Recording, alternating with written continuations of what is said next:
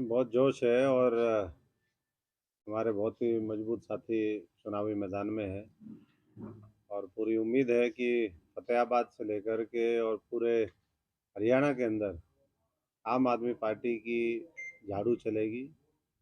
झाड़ू सफाई भी करेगी और जादू भी दिखाएगी। जैसे पंजाब में हुआ, दिल्ली के अंदर हुआ, जो एक केजरीवाल जी ने मॉडल दिया डेवलपमेंट का, गवर्नेंस का, लोगों को न्याय देने का, सशक्तिकरण करने का।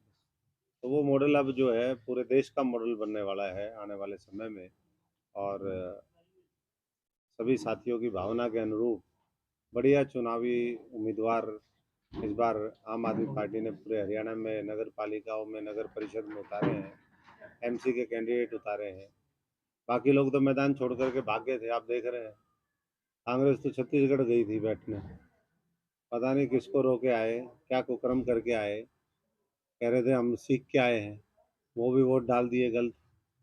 तो कल हरियाणा के इतिहास में एक बार फिर दोबारा है काला अध्याय वो दोबारा लिखा गया, जिसमें लोकतंत्र की हत्या करी गई, संविधान को फिर दोबारा उसकी धज्जियां उड़ाई गई और षड्यंत्रकारी फिर कामयाब हुए। तो ये साफ दिखाई देता है कि बीजेपी और कांग्रेस मिल करके वो लोगों की जो भावना है, विश्वास है, उसके साथ खिलवाड़ कर रही है। कंवर साहब, तो आपको क्या लगता है कि नगर परिषद का जो चुनाव को लेके आप मैदान में उतरे हैं यहाँ पर, क्या आगे कोई इसी चुनाव को लेके आगे क्या हरियाणा में सरकार बनाने का भी कोई आम आदमी नहीं, पार्टी का बिल्कुल इरादा है? हरियाणा की सरकार बनेगी और यहीं से शुरुआत होगी।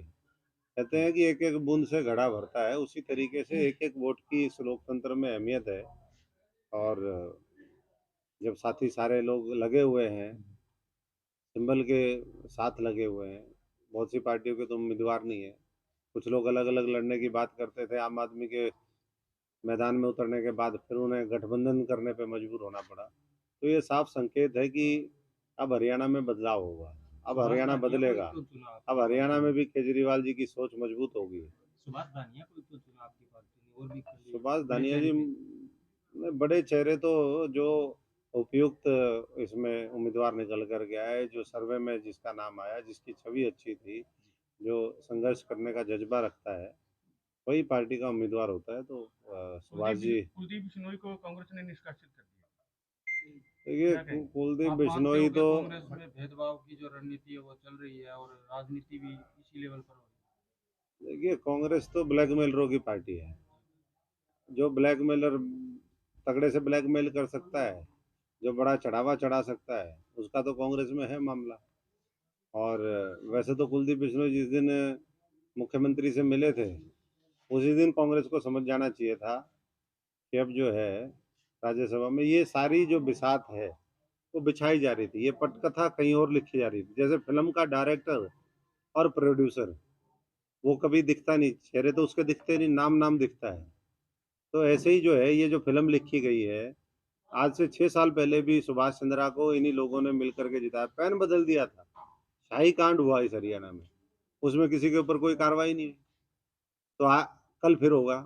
पिछली बार जब राज्यसभा का चुनाव था, तो इस प्रदेश के जो पहले मुख्यमंत्री रहे, वो मोदी से मिल के आए। मोदी के सामने सरेंडर तो है, यारी दोस्ती भी है, पता नहीं क्या मजबूरी है, कैसे एक दूसरे का साथ दे रहे हो तो वही जाने। लेकिन उस समय दोनों चुनाव का नोटिफिकेशन अलग अलग होना था, अलग अलग चुनाव होने थे।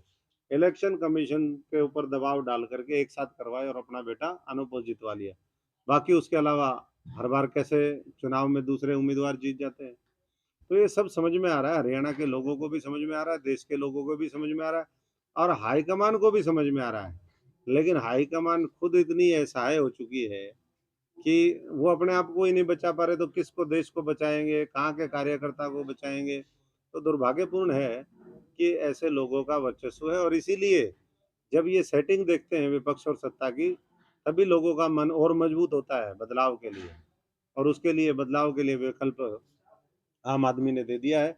गंदे लोगों के ऊपर झाड़ू चलेगी, जो गंदगी है उसको साफ करेंगे और आने वाले समय में स्वच्छ राजनीति व्यवस्था परिवर्तन की लड़ाई वो इस हरियाणा के अंदर कामयाब होगी। कुलदीप बिश्नोई अगर आम आदमी पार्टी में अगर शामिल होना चाहे तो क्या प्रतिक्रिया देखिए मैं बहुत ज़्यादा तो इस पे नहीं कहना चाहूँगा, लेकिन मैं इतना ही कहूँगा कि जो भी लोग षड्यंत्रों में शामिल रहते हैं और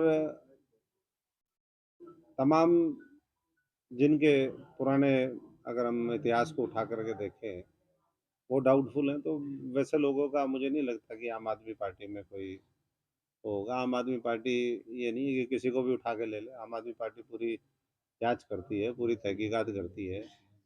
अब आकर के यहाँ आकर के फिर किसी ने मुख्यमंत्री से मिलना हो, फिर प्रधानमंत्री से मिलना हो, तो भाई यहाँ तो आम आदमियों की पार्टी है, ये तो साधारण लोगों की पार्टी है। फिर कोई षड्यंत्र करे मिल करके। निकाय चुनावों में आम आदमी पार्टी हरियाणा में कितनी सीटें लेकर जा सकती है, क्या संभावना है? हरियाणा में सबसे ज़्यादा सीटें आम आदमी पार्टी जीतेगी और सबसे मजबूत पकड़ ये जो भ्रष्टाचार खत्म करने के लिए आने वाले समय में वो आम आदमी सुनिश्चित विपक्षी करेगी। पार्टियों का कहना है जी कि खाता ही नहीं खुलेगा।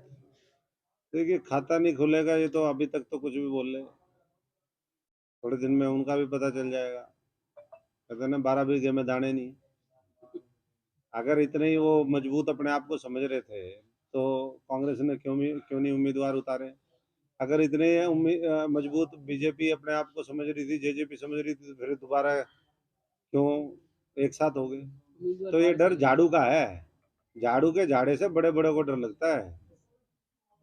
ये झाड़ू जो है ना, तो आप जहाँ मानकर चल रहे हैं कि सुभाष धानिया जी जो है ये सीट निकाल लेंगे। सुभाष धानिया जी ये सीट निकाल लेंगे, बल्कि इसके साथ साथ जो पूरा माहौल बनेगा उससे भुन्ना, रतिया, टोहाना भी, इस जिले की सीटें वो भी प्रभावित होंगी, क्योंकि सब जगह उसका मैसेज जाता है। तो ये बहुत मजबूत साथी हैं। राजनीति में नए जरूर हैं, लेकिन सोच समझ और पूरा जज्बा इनके अंदर है और पूरी टीम इनके साथ लगी सर, है। क्या Congress party one man army बन चुकी है हरियाणा के भी अंदर और सेंट्रल लेवल के भी अंदर? मतलब एक ही व्यक्ति फैसले ले रहा है। वन मैन शो हो या आर्मी हो, आर्मी तो फिर भी लड़ लेती है। हाँ जी, इनके तो लड़ने के लिए ना तो भुजाओं में ताकत, हाँ जी। ना यहाँ पर मेंटली स्ट्रांग, ना दिल, ना दिमाग, ना सोच। तो कौन सी आर्मी है? जैसे हाईजैक ये तो सरेंडर ना सरेंडर हो चुके हैं। भ्रष्टाचार इतना कर रखा है, कूट कूट के कण कण में भ्रष्टाचार, रोम रोम में, खून की एक एक बूंद में। तो भाई जो भ्रष्टाचारी आदमी होगा, गंदा आदमी होगा, वो कैसे लड़ सकता है किसी से। ये तो साफ स्वच्छ ईमानदार देशभक्त वही लोग लड़ते हैं और वही जो है परिवर्तन करते हैं आने वाले समय में। इसीलिए ऐसे ही लोगों की पूरी एक जो है फौज वो केजरीवाल जी के नेतृत्व में तैयार हो रही है। 29 की रैली जो कुरुक्षेत्र की थी, उसने साबित भी कर दिया था कि हरियाणा में एक तरफा अब जो है आम आदमी की आंधी चल रही है और आने वाले समय में ये तूफान का रूप धारण करेगा। लोकसभा और विधानसभा में 2024 में केवल और केवल इस प्रदेश में लोग आम आदमी पार्टी को चाहते हैं, केजरीवाल जी को। सर, आप कांग्रेस और बीजेपी में क्या डिफरेंस समझते हैं आपके अकॉर्डिंग, क्योंकि आप कांग्रेस के सदस्य भी रह चुके हैं, तो क्या डिफरेंस समझते हैं आप? डिफरेंट क्या है? आर्थिक नीतियाँ सेम, लूट का मॉडल सेम, झूठ का मॉडल सेम, लोगों को बांटो, जलाओ, मिटाओ, ये सब डिफरेंस क्या है? इसीलिए तो हम कह रहे हैं ना कि कोई डिफरेंस नहीं है। डिफरेंस होता तो फिर तो हम भी कुछ और सोचते। ये तो एक ही है। ये जिसको पता चल जाए, जैसे समुंदर में, जो समुंदर की गहराई में उतरेगा उसी को पता चलेगा कि क्या क्या यहाँ पर गड़बड़ है, क्या जीव जंतु है, कितनी गहराई है। ऐसे ही राजनीति के समुंदर में मैं भी बहुत गोते मार के आया हूँ। सारे गोते मारने के बाद पता चला, अरे ये तो बहुत घटिया और देशद्रोही लोग हैं। देशद्रोही का मुकदमा चलना चाहिए। ये तो देश को बेच के खाने में लगे हुए हैं और इसलिए देश बचाना है, देश बनाना है, तो अरविंद केजरीवाल जी को लाना है। और यहाँ पर जो है सुभाष धानिया जी, झाड़ा यानी क्या रहेगा? झाड़ू का झाड़ा लगेगा, नासा में भी झाड़ू चढ़ा देंगे। झाड़ू का झाड़ा क्या रहेगा? हाँ, झाड़े से काम चल जाएगा, ठीक है, नहीं तो नासा में चढ़ा देंगे। कहाँ टक्कर, चोर उचक के ये टक्कर ले सकते हैं क्या? शरीफ ईमानदार फक्कड़ आदमी के साथ ये चोर उचक के टक्कर नहीं ले सकते।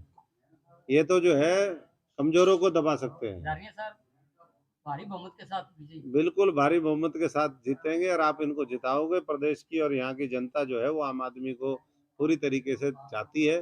केवल विकल्प उनको दिखाई देना चाहिए था, वो विकल्प दिखने लग गया है। बहुत बहुत धन्यवाद। Thank you.